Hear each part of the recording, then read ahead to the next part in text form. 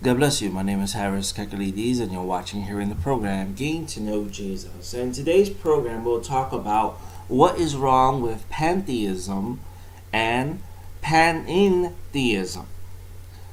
Pantheism is the belief that the universe is God and God is the universe. The problem with this view is that if the universe is God and God is the universe, that means that when we step on a bug and it dies, one has killed God in part, or one has killed God completely. Pantheism teaches that everything in the beginning started out as a dream or a thought of God. The universe is not truly real, but an illusion. Matter is an illusion, only which it points to itself. God is real.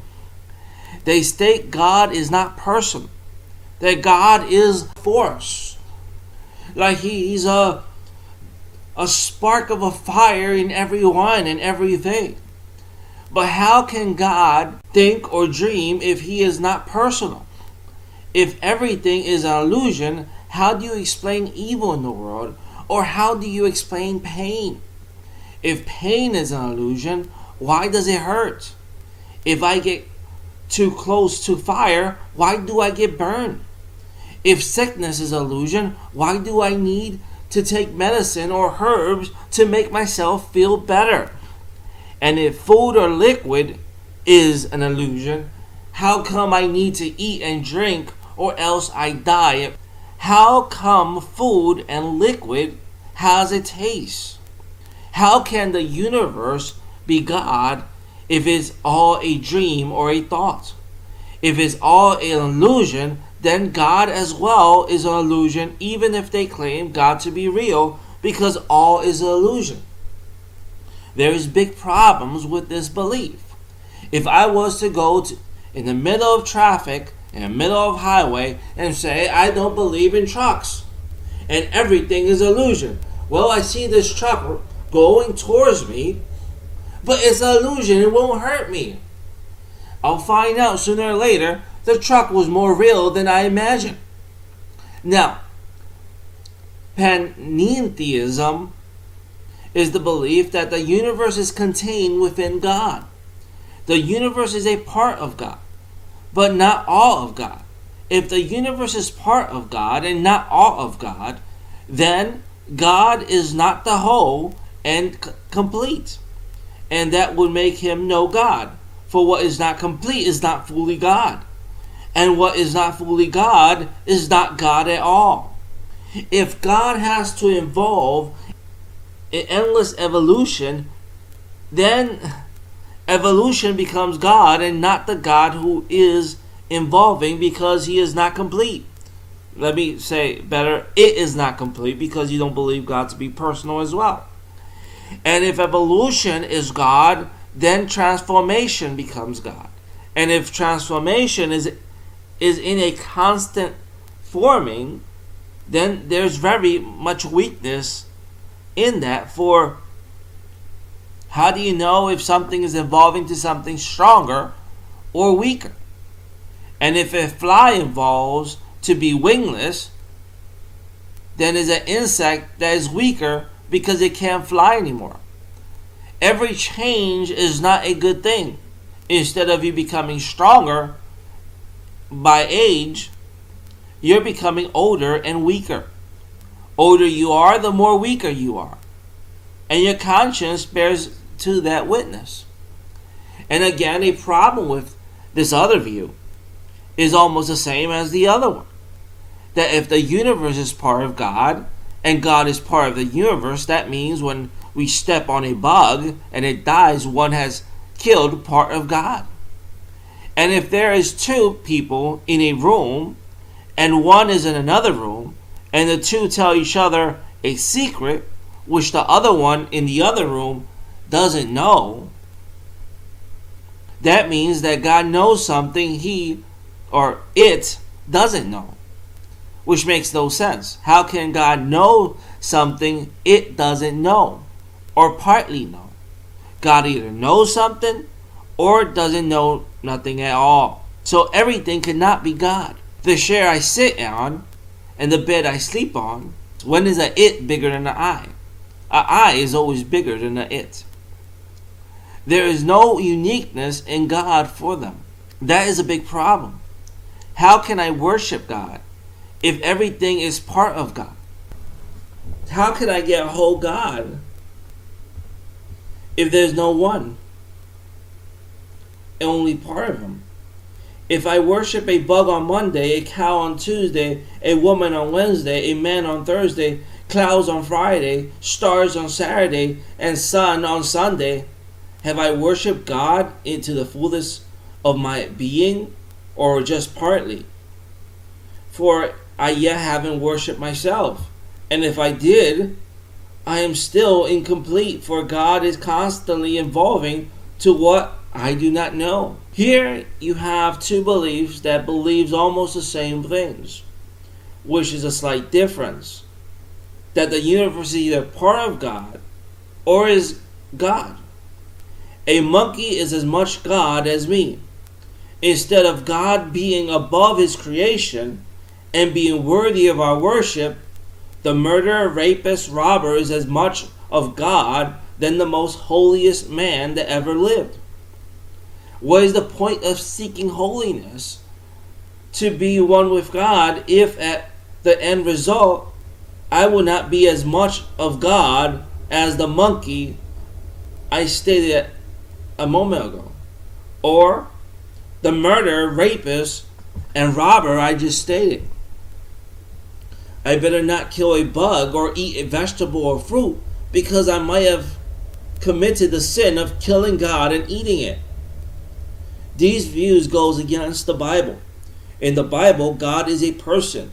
He has uniqueness, and he's involved with his creation, yet he's separate from his creation. Isaiah 44 verse 24 says, "This is what the Lord, your protector, says, the one who formed you in the womb. I am the Lord who made everything, who alone stretched out the sky, who fashioned the earth, all by myself." God is supreme. God is not all, but the creator of all and the sustainer of all. The Bible, when it's speaking about Jesus, it states this: For in Jesus, all things in heaven and all things on earth were created. Things visible and invisible, whether they're thrones or dominions or rulers or powers, all things have been created through him and for him. And he is before all things, and in him all things hold together. Jesus is the creator of everything, and he is the sustainer of everything. This world has a purpose. These two views sees everything as vanity. The Bible tells us not all is vain, and life has a purpose. It has a purpose in serving God. 1 Corinthians 15:10 says, "But by the grace of God I am who I am, and his grace towards me was not in vain. But I labor more abundantly than they all, yet not I, but the grace of God which was with me." Notice what Paul states, that God's grace towards him was not in vain. 1 Corinthians 15:58 says, "Therefore, my beloved brethren, be steadfast and immovable, always abounding in the work of the Lord, knowing that your labor is not in vain in the Lord." Well, if our labor is not in vain in the Lord, then not everything is vain. 1 Thessalonians 2 verse 1 says, "For you yourselves know, brethren, that our coming to you was not in vain." There was a purpose in this. According to these two other beliefs, there is no purpose. Should I seek God in these religions? By the time I seek him completely, he might have evolved to something else, which is not God at all. If God is constantly evolving, there will be a time when he is not what he was supposed to be, or who it's supposed to be. It doesn't make any sense. The Bible God makes sense to me, and that God is Father, Son, and Holy Spirit, blessed three in one. But the God of Pantheism and pantheism makes no sense at all. Just recently, on several occasions in dealing with many different people of the cults, in communicating Scripture on the issue of salvation and Jesus Christ coming into the life personally and having a real relationship with Him, I've had a hard time communicating that in words that the cultists can understand, because they're getting this offshoot of pantheism that, you know, God is in all, therefore God is in me because He's in everything, and His omnipresence is in everything, so therefore He's in me, and therefore I have the, you know, the results of everything you have. And I have some, you know, ability to explain, but the best understanding I've been able to share with them is that God's omnipresence is impersonal, but yet the relationship I have with Christ is very personal. Is there anything better that they could understand that I can communicate to them? Well, it's extremely difficult to communicate to a pantheist the concept of a personal God, because he already by definition believes that God is impersonal and is in everything. The best way to communicate with him about a personal God is to use a type of reductio ad absurdum, logically, that is, reduce his position to an absurdity. And if you can get him laughing at the position, and you can, if you do it right, and stay with it, you can pretty much get him to see that he's defending something that's indefensible. I always say to pantheists, philosophically or theologically, the following type of reasoning. You believe that God is impersonal, just a force like the wind or something else, and He's in everything. Oh yes, that's right, the animating force of the cosmos. All right, then if you really believe that, then each one of us is really a spark from the divine fire and a fragment of the divine life. Yeah, that's approximately the idea that we're getting at. Well, now, I am a reflective cognizant ego, and we are both reflective cognizant egos. We are talking to each other right now in a subject-object relationship, aren't we? And the person says, yes. And I say, yes, too. Well, that indicates that there are two I's talking to each other.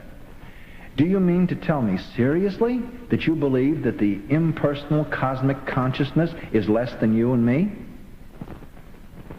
And they'll blink at you for a second. What do you mean? You say, well, if I am I and you are you, it is it and it's greater than us? And it is greater than an I by what line of reasoning? And you can keep pursuing this, you see. It's a classic argument against pantheism. I actually am greater than the combined whole because I at least know something and it doesn't. It has to have everything together before it can do anything, but I can do something without it. Therefore, I am greater than it, therefore it isn't. God bless you, and I'll see you next program of Getting to Know Jesus.